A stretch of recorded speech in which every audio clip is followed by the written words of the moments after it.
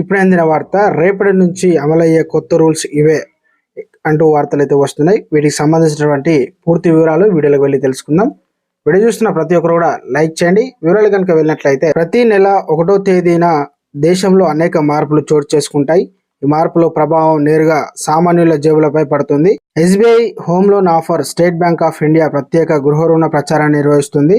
దీని కింద బ్యాంకు ఖాతాదారులకు గృహ రుణంపై 65 BPS వరకు తగ్గింపు పొందవచ్చు. ప్రాసెసింగ్ ఫీజులు మరియు గృహ రుణాలపై రాయితీకి చివరి తేదీ 31 వరకు 2024 ఈ తగ్గింపు అని గృహ రుణాలకు చెల్లింపుబాటు అవుతుందన్నమాట. ఫాస్టాగ్ బ్లాక్ లిస్ట్ చేయబడుతుంది. ఫాస్టాగ్ KYC అప్డేట్ చేయడానికి National Highway Authority of India జనవరి 31కి చివరి తేదీ నిర్ణయించింది.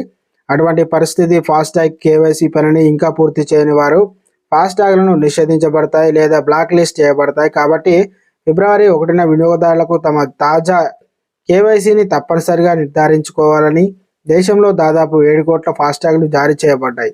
అయితే 4 కోట్ల మాత్రమే యాక్టివ్గా కనిపిస్తున్నాయి. అదనంగా 1.2 కోట్ల డూప్లికేట్లు ఫాస్టాగ్లు ఉన్నాయి. సావరిన్ గోల్డ్ ఇక చూసుకున్నట్లయితే, రిజర్వ్ బ్యాంక్ ఆఫ్ ఇండియా ఫిబ్రవరి 2024లో 2023 నుంచి 24 సీరియస్ సావరిన్ గోల్డ్ బాండ్లను చివరి విడతల జారీ చేస్తుంది. SGB 2023-24 సీరియస్ ఇక చూసుకున్నట్లయితే ఫిబ్రవరి 12, 2024 తెరవబడుతుంది. ఫిబ్రవరి 6, 2024 ముగుస్తుంది. చివరి సిరీస్ డిసెంబర్ 18న ప్రారంభమైంది. డిసెంబర్ 22 ముగుస్తుంది. అదే సెంట్రల్ బ్యాంక్ ఆఫ్ ఇష్యూ ధరను గ్రాము బంగారంపై 6,119.99గా నిర్ణయించారన్నమాట. అలాగే నిత్య అవసరాలకు గ్యాస్ సిలిండర్ ధరలు అంతర్జాతీయ ముడి చమురు రేట్లపై ఆధారపడి ఉంటుంది. ఈ ధరలను ప్రతి నెల 1వ తారీఖున సవరిస్తుంటారు. అయితే ఈ మధ్యకాలంలో కమర్షియల్ గ్యాస్ సిలిండర్ రేట్లను పెంచుతారు.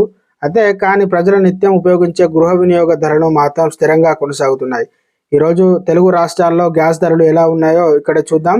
హైదరాబాద్లో 966 రూపాయలు, వరంగల్లో 974 రూపాయలు, విశాఖపట్నంలో 912 రూపాయలు, విజయవాడలో 927 రూపాయలు, గుంటూరులో 944 రూపాయలు,